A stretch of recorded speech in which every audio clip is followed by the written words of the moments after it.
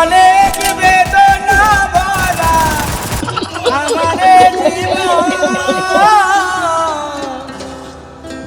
আমি আর ব্যথা পেতে চাই না।